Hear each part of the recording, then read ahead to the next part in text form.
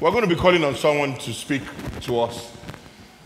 We're glad that she's been able to join this wonderful panel. One of Forbes' 20 most powerful young women in Africa. A social entrepreneur focused on entrepreneurship, youth education, development, and public leadership. A founder and CEO of Rise Networks, author, public speaker, globally acclaimed awardee.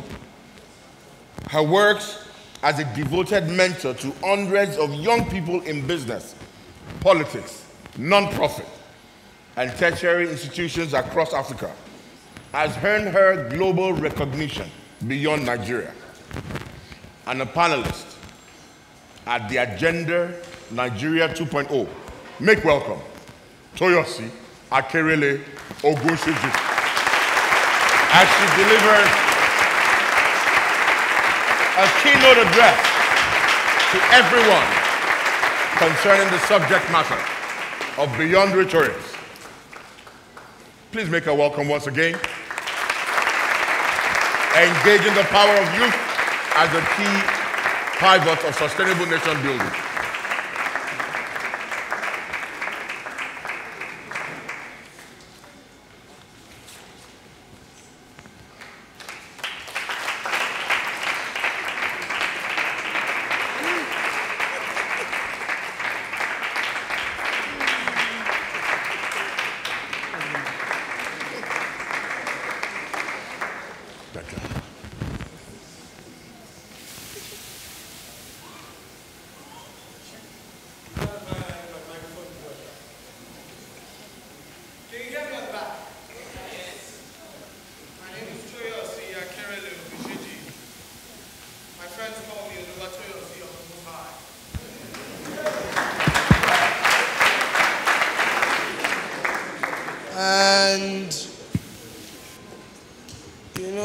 Say that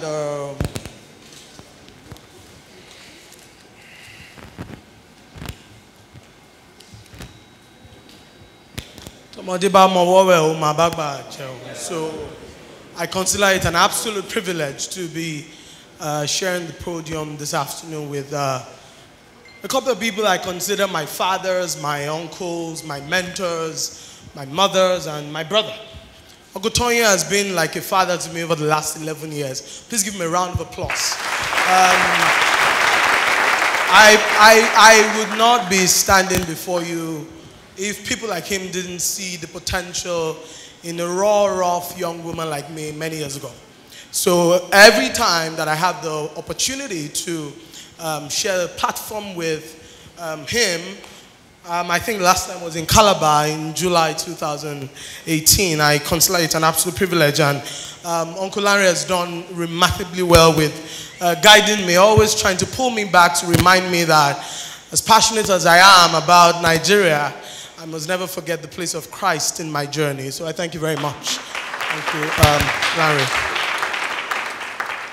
Forgive me, I had a very hectic day. I had to speak at 2 events before being here. But so we've got to, I had to rush down. So forgive me if I'm panting. I promised my very good friend and brother, Femi, that I would not be controversial. Uncle Toye, do you think it's possible? You know it's not, Because Femi says I can't be controversial, and today is October 1. And I'm supposed to be speaking about a country where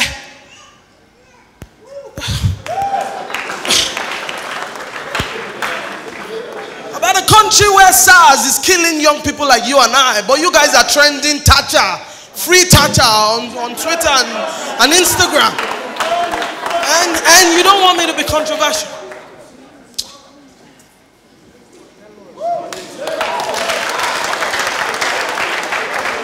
You know what? We see back at Kusibe. So let's go. I'm going to try because you see, you know, it's important because Church is a place of refuge. I grew up in a Christian home. I do not know how I would be where I am without the mercy, the sheer mercy and grace of God. And therefore I consider that if we, the people of the church of this country, would simply just rise and understand that we're the salt of the earth and the light of the world, Nigeria has no business being the poverty capital of the world. Like, we took over from India as a country with the highest number of poor people in the world. Yet, guess what? Some of the richest people out of Africa come from Nigeria. I've never lived in a season of ironies as we're currently living. And so I'm going to open by saying that Nigeria is a criminal enterprise.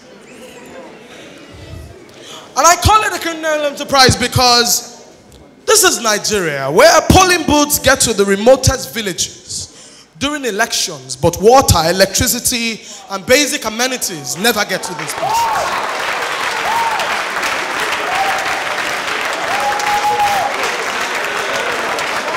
Am I saying something to someone this afternoon? And if you let me, I will continue and say that Nigeria is a criminal enterprise, a thick forest of predatory leaders and citizens who thrive in self-pity and analysis paralysis on social media. A people convinced that the book of Lamentations was written because of Nigeria.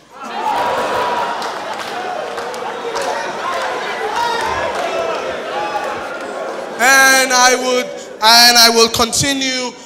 In a country where strange bedfellows who mistaken politics for leadership suddenly become friends overnight, when the subject is about winning or rigging elections or mindless looting of our public treasury, one in which an artisan collects more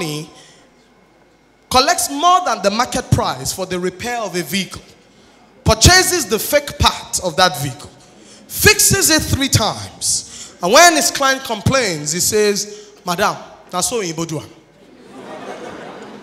A country where pizza delivery is faster than our police rapid response squad. Where Yahoo boys and fraudsters have brighter futures than those of hardworking young people like you and me, who go through tertiary institutions only to graduate into a non-existent labor market. That is after lecturers have asked female students for 5 rounds of knacking. Some people even call it mekwe. So you don't just deploy brain activity. The collapsed value systems of our nation state also ensures that girls pay for everything with their bodies. Youth, many of whom are already on a codeine diet, because we live in a society where drug barons and scoundrels are honored with chieftaincy titles and doctorate degrees, with very little recognition or attention given to people who do decent work with a dedicated sense of industry. The man who designed the Nigerian flag that all of you are posting on your social media pages today is an over 90-year-old man who lives in complete poverty in a small city called Ibadan, in a large city. Now, I worry because, and I'm not going to just come here to rehash the problems for you, but I want to give you a background so that we don't gather here in on October 1st, 2020 to motivate ourselves again, because talk doesn't cook rice. So, the truth is, when Femi shared with me a couple of days ago, I almost didn't come. You know why? Because this is the country that does the highest number of conferences in the world. You can never go to China, Singapore, Japan. The time that we dedicate to conferences is the time that they dedicate to building Toyota and Honda. Problems of nations are not solved at talk shops. Problems of nations are solved in laboratories that are equipped in secondary schools and universities. Now, you see, but in our country, public agencies are saddled with the responsibility of service to citizens, but they are tossed like coins and pawns in the hands of exploitative elite that hold the reins of power and are above the law, simply because they have deep pockets, money that they stole from we, the helpless masses. I remember a story that I heard 2 years ago when I was going to school at Harvard, where I took my master in public administration. President Trump had pulled out of the Paris Climate Agreement. And a man called Mayor Bloomberg rose to the table and decided to pay America's share of that climate change agreement. One man. I do not know the mindset of change that the rich people of my country have. Because they are so rich, all they have is, they are so poor, all they have is money.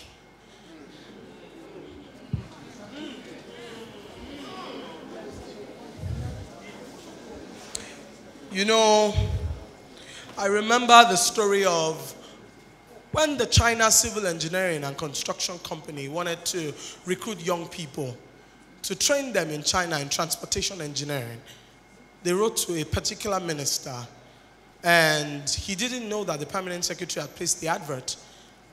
And these young people and their parents went and sold their property, trying to get international passports so they could travel.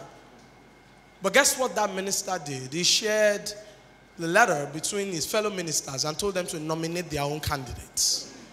And so on the day that these young people were meant to be interviewed in Abuja, they gathered in front of the ministry, and the minister had the temerity to say that there was nothing like that was going on. That's the sort of country that we live in.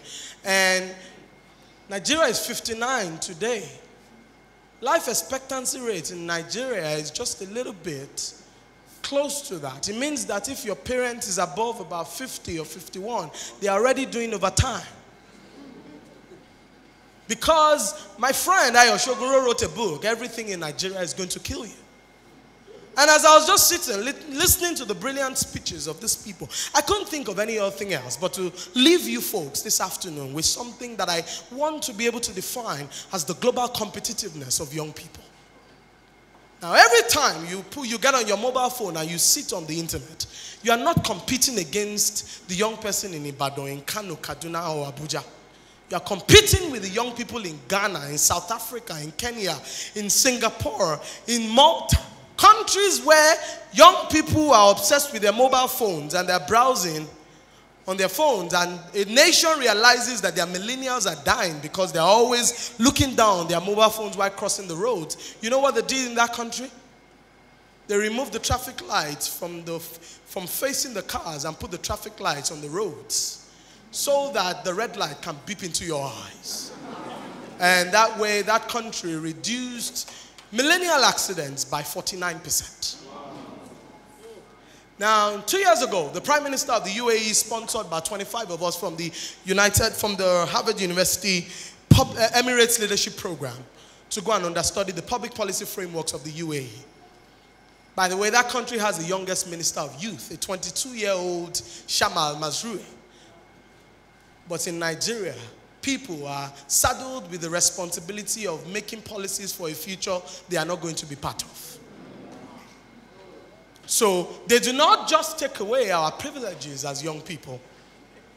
They also take the privileges of our children. You know, the unfortunate thing is many of us are running away from Nigeria and going to Canada. I don't even have friends left in Nigeria because everyone's gone. But we would be here. The reason why we would be here is because Chinese built China.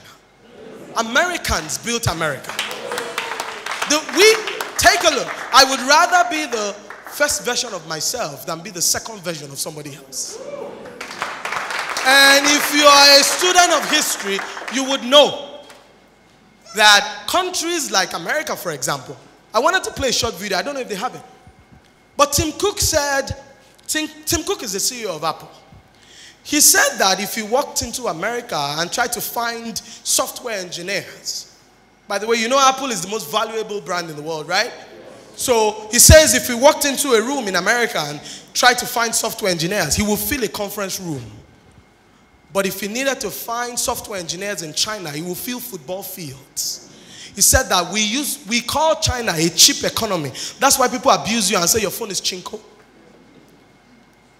But there's a reason why Polo Ralph Lauren designs in America and goes to produce in China. There's a reason why Apple designs your iPhone X in America and produces in China. He says it's not the quantity of the skill, it's the quality and the scale of the skill. And the amount of production you can do within a short period of time. Now guess what? Nigeria is such a great country, but Asia's content and delivery exposes the emptiness of Nigeria. Because Nigeria has huge population as much as China and Japan does. But what do we young people do in Nigeria? Stay on Twitter and whine and complain about all the things that are wrong with our country. How many of you studied biochemistry and made the attempt of trying to even test anything? You folks go to university and study electrical engineering for 5 years, and your light bulb spoils in your house and you need to wait on a local sharafa to come and fix it. You studied mechanical engineering for 5 years in the university, came out, did NYSC 6 years.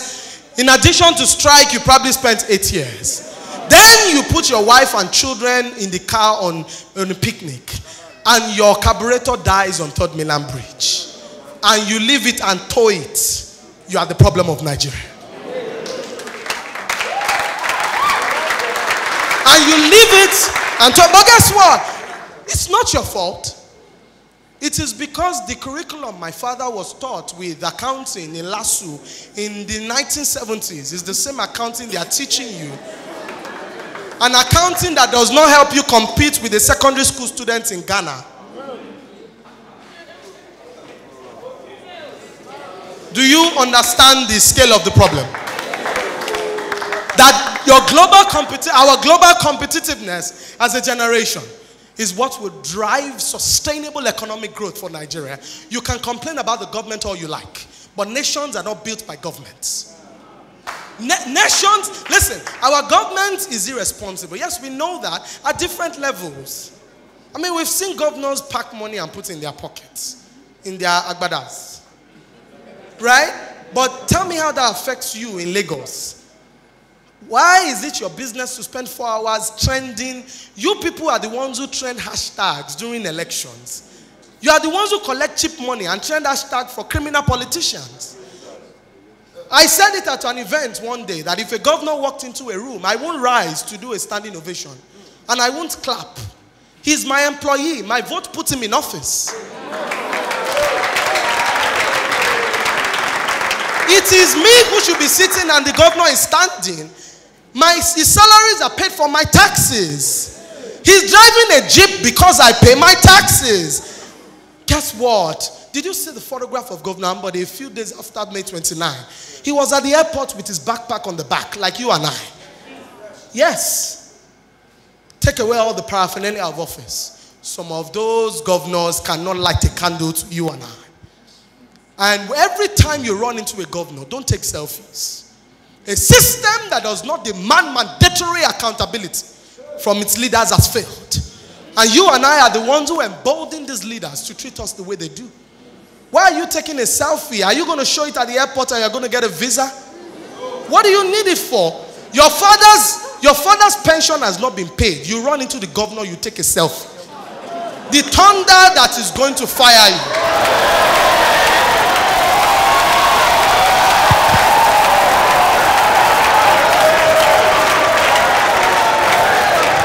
He's still doing press up. The road to your house is not hard. You run into your local government, you are raising your 2 hands.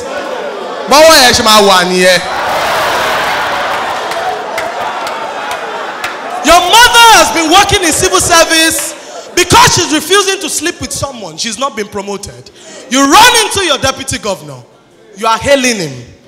You tweet at him and tell him that it's the best thing since sliced bread. How do you want our leaders to feel that they know that we have no sense?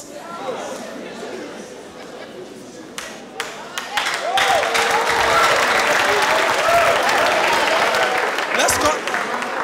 Let me quickly finish so I can round off. Our national badge of honor is consumption and importation. Nigeria is the largest importer of rice. We are number 2 in terms of champagne consumption in the whole world. We are number 1 market for imported mobile phones. Rwanda just manufactured their first car. June 26, 2018. Claire Kamanzi, who's the Director General for the Rwanda Economic Development Board, was my classmate at Harvard. And if you go to my social media pages, or even if you go and search Toyosi Akerele, President Paul Kagame, you'd see my photographs on President Paul Kagame's page. He was my case protagonist in the class called the Microeconomics of Competitiveness, taught by Professor Michael Porter at the Harvard Business School. In that class, a professor brings a president of a country to come and answer to some of the most brilliant students in the world. And that class afforded President Paul Kagame to come and talk about primary education. Guess what? 27 years ago, or maybe a little more, Rwanda was a country that was almost experienced, that was in a genocide. Over 800,000 people died. Today, Kigali is the cleanest city in Africa. Today, the ease of doing business, Rwanda is number 1 on the continent. Today, Rwanda has the highest number of women parliamentarians in the world. 82% of their parliamentarians are women. Yes. The person who drives the Rwanda economic recovery system, Claire Kamanzi, is my friend. We were classmates. Any country where people do not hold their leadership accountable, or any country where people are not blessed with the quality of leadership that needs to drive some sort of radical transformation, that country is joking. You don't even just think about Rwanda. You think about the fact that the only engineering campus of Carnegie Mellon University in the whole of Africa is in Rwanda. You think of the Africa Institute of Mathematical Sciences. It's in Rwanda. A country whose population is not up to the population of Oyo State. Of Lagos State, rather. Is the country where the president... Did you hear the time when President Trump said that Rwanda, Uganda, and a couple of them needed to start... America would cancel trade relations with East Africa because they stopped importing fairly used clothes and underwear. You know what President Paul Kagame told them? He said that America can cancel it. It's not about the trade. It's about the dignity of their people. When people wear fairly used underwear, it's what it is. Do you understand what I'm saying? It took a president to look at America's president, the most powerful president in the world, and tell him that it's not going to be business as usual.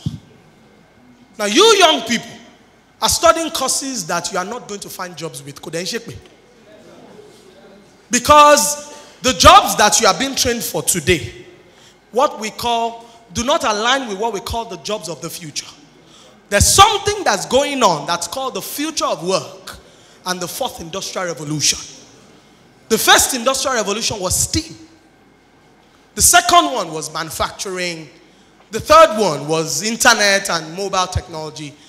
The fourth one is artificial intelligence, blockchain technology, robotics, machine learning, data science.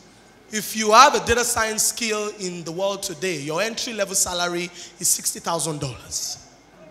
You guys want to study English language so that you can do what? The person teaching you the English language is teaching you with Yoruba intonation. You don't understand the scale of the problem. I want to close. But I want to tell you that Bebodie and Soapy is not your future.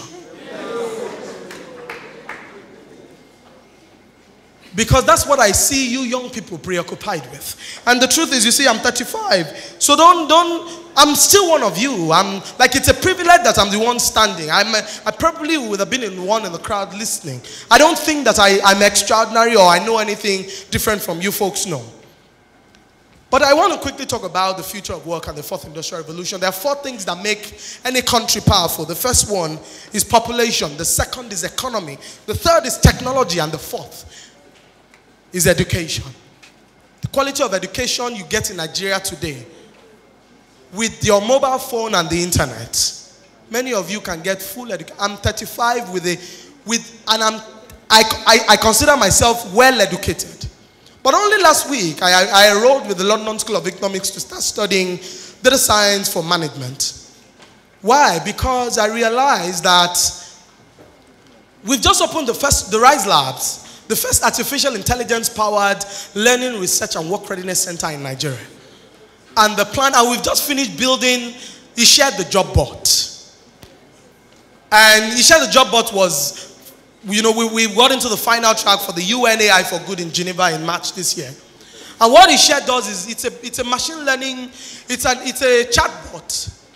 It's a smart and intelligent chatbot that leverages machine learning methodologies to be able to prepare you young people for the future of work. It's preloaded with over 1 million questions and answers, and all you need to do to access it is Facebook Messenger. I was speaking to the Society for Petroleum Engineers last week, Saturday, about the future of digital transformation in the oil and gas sector. And I was talking to them about the importance of using blockchain technology to drive fraud detection in the oil and gas industry. And I was asking the petroleum engineering students a few questions. How would you, as a petroleum engineer, determine which area to drill in? Only 1 or 2 of them could mention soil sensors and seismic surveys. It was me who was talking about Arduino boards and jumper wires and potentiometers. I studied law. I have zero background in science and tech. But I want to lead this country at some point one day. And guess what? You cannot use yesterday's knowledge to face today's challenges. There's no way. If you're not speaking the language of the future, whatever skill you are learning and you are not beginning to tie it to science and tech, foundations of nations are built on science and tech. I was speaking to the MD of a bank who said to me, Toyosi, how can I drive financial inclusion and bank the unbanked in a country with 128 million mobile phones and less than 30 million bank accounts? And of those bank accounts, only 2% of them have over 500,000 naira in their accounts. It means that only 20,000 Nigerians have over 500,000 naira in their accounts. That's how poor we are as a country. And I said to him, you are going to do what you call geospatial technology, avionics. Drone technology. Rwanda Biomedical Center is using drones to deliver blood to rural areas so that we can reduce child mortality and maternal mortality. The UK just opened the £250 million artificial intelligence lab to drive research and development for the healthcare system of the UK. We talk about the fact that women are dying, but you forget that we can use artificial intelligence and predictive analytics to check the presence of breast and cervical cancer in women. You can use artificial intelligence to simply use the teardrop of a day-old newborn child to check the presence of asphyxia in that child and begin to administer the right medication. Because research shows that children don't die on the day. Many children who die at birth don't die on the same day. They die within 28 to 48 hours. And so if you understand artificial intelligence, the mere teardrop that comes out of that baby's eyes can be tested to find asphyxia, and you can preserve that baby's life. And these are things that the world is talking about. And you folks here in Nigeria are talking about BB Niger. So as much as the government has failed us, you, my people, my generation, you are failing me as well. Mommy Wumi Hassan talked about young people solving problems. Mommy, is not that easy. In the same situation where the same mind clamors for bread and books, bread will always win. Omote being paniko makomemo. Kosibo shele call. Mommy, the elite of Nigeria has mastered the art of making sure that they use our poverty against us. Because when people are poor, they can never make the right choices. Because people who have not eaten cannot do critical thinking. Because people who have not paid their school fees cannot apply themselves to solving problems. Take Biba to Crow, Nino or Romo, 80% problem yet to talk. That's the reason why it takes me to the next issue of stomach infrastructure. Can I end now or should I quickly finish? What is stomach infrastructure. If I gave you a job with which you can feed yourself and live a good life with your family, on the day of election, you will walk confidently to the polling booth and vote your choice. But when they tell you to sell your democratic right for 1,000 naira per year, that is, the 4,000 naira you collected on the day of election is for the next 4 years. How do you go back to such a person to tell him that the roads are bad? You've collected your money up front. Yes. But guess what? It's also not our fault. But you know, this generational blame of the old people did this and the old people did that, it's not going to change anything. The Nigerian technology industry was not built because government wanted it to be built. We young people said that tech will come to Nigeria, and it's happening. When Occupy Nigeria happened in 2012, the president had to bow to the whim of the people. If you young people are determined that in your own little corner, you will learn a new skill. Economies that are skill-driven are superior to economies that are knowledge-driven. That is why the UK and America can have the best schools in the world. But China has the best vocational centers in the world. That way, productive economies. That's the reason why you have your theoretical mechanical engineering knowledge. But you have to succumb to Sharafa, who does not know the difference between the cathode and the diode. But he has the knowledge, he has the skill. You have the knowledge. The world pays for the skill you are able to render, not the knowledge you have in your head. Now, as I close, I want to speak a bit to the girls, because I'm a girl like you. And you have all the excuses in the world to want to sleep with this old man, to want to do wrong. I'm not speaking from a morality angle, but I have the authority to speak on it because I've lived a fairly decent life, and I know that you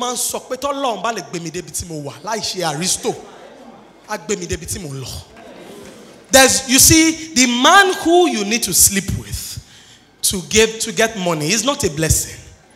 If you kneel in the corner, my Bible says that the hearts of kings and chiefs is in the hands of God. That Lord, when this man sees me today, and he will grant everything I want. Listen, the Bible says faith that is as small as a mustard seed. It is not you being superior to everybody.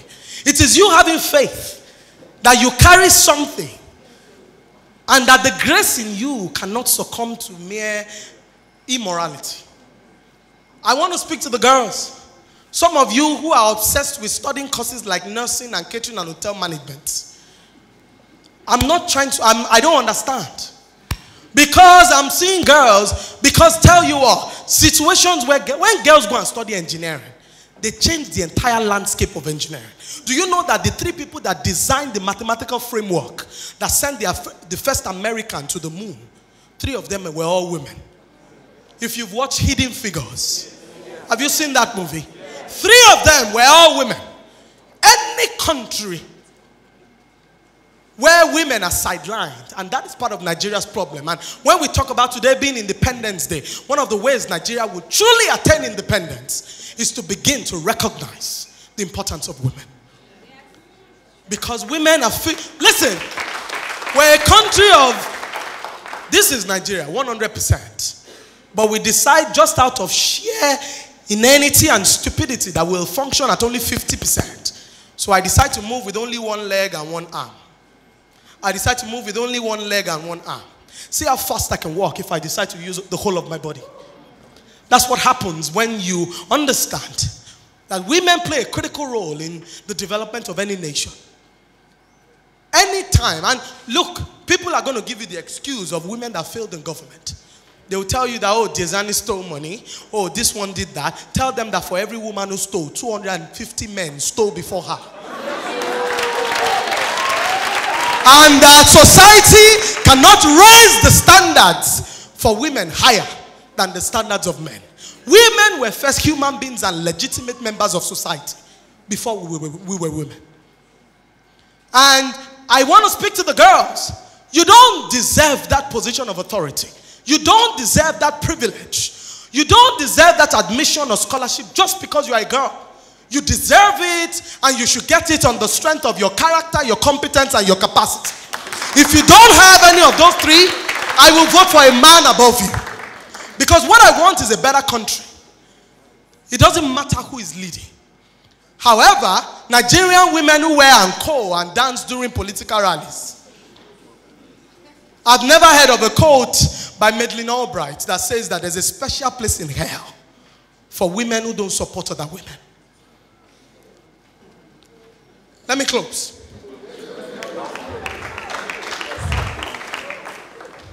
When you think about the fact that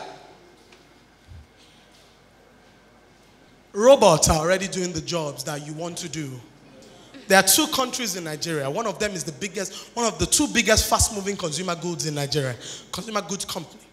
Robots are already moving goods from their factory floors to their warehouses. Where are you going to get the jobs? Hey, Soroni.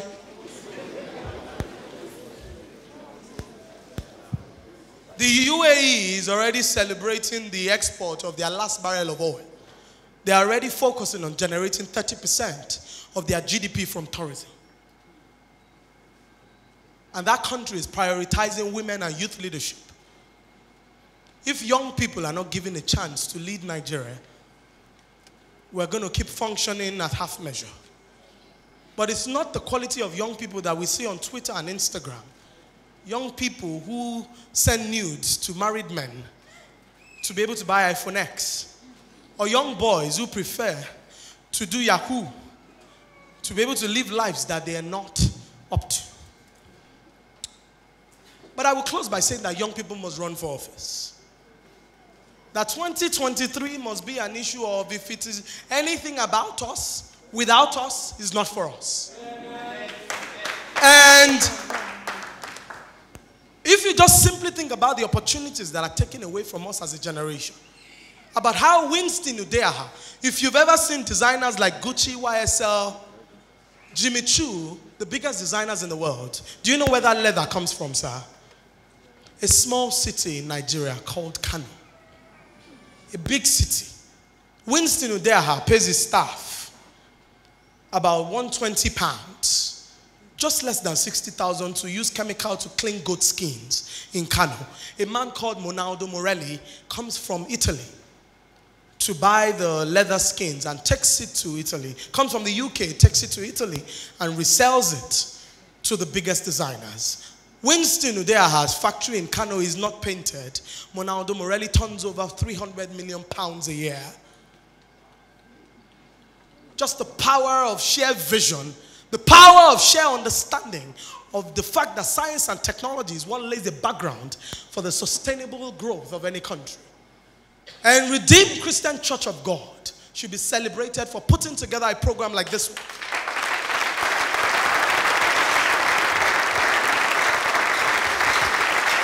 Because nobody would ever critique or contest the role that Redeemed does have as a leader in the world when it comes to faith and religion. However, I don't know where your leaders of the church are, but our fathers and mothers who have put this church together, you need to help us. If the church wakes up and says, we don't want to build more universities, we need science and technology centers. We need places where people are being trained. At the top level, when you are coming into Nigeria, on that plane, 80% are Lebanese, Chinese, all the jobs, Toyosi Nigerians, Mashe, foreigners, take baton. At the lower level, our best tailors, our best tilers are from Togo, Niger Republic, and Cotonou. Yet we are running at a 24.3% youth unemployment. Are we not a country of a cacophony of noise and ironies? Are we not a country that is simply not able to apply critical? We've outsourced our critical thinking to God.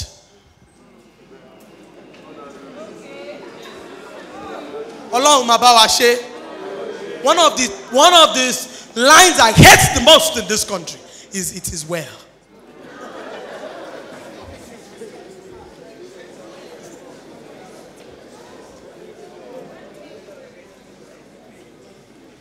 In the event that you do not agree with anything that I said this afternoon, I would be outside available to clarify, answer questions, argue.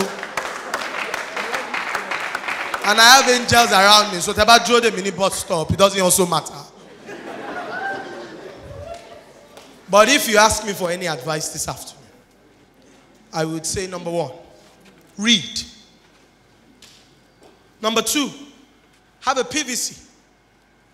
Number 3, vote for candidates based on common sense, not because of their religion, their looks, their lies, or their body language. Number 4, learn a new skill. I want to coach your work. They will always eat. Your degree may not fetch you work, but you still have to pay your tailor. Your plumber still needs to fix your water system. The electrician still needs to make this place light up. Your carpenter still needs to build you chairs. There's nothing that is more shameful than a man who cannot provide for himself. And so you are not better than your carpenter because you have a degree and he doesn't. He's actually better than you. And the day you develop that mindset, that what makes you who you are is what you have in you, not what the society says you have. Because the people that you are trying to impress are not even a quarter as better as good as you are. And you need to be the one to own your story. You need to be the one to prepare for a future and tell yourself, if I run for governor in my state, what I'm doing today, is it going to disqualify me? And in closing, you, the young man, do not think that our generation of women were born to help you suffer. No. Authority is not a bad thing, but if while you are supposed to be going to school, you were wearing dreadlocks and earrings, and you now turn 37, and you are quoting revelations that in the end time, more men are going to be 7 women to 1 man. In my mother's time, young girls wanted to marry at 18. In my generation now, young girls want to do their PhDs, and I hope you understand. I thank you.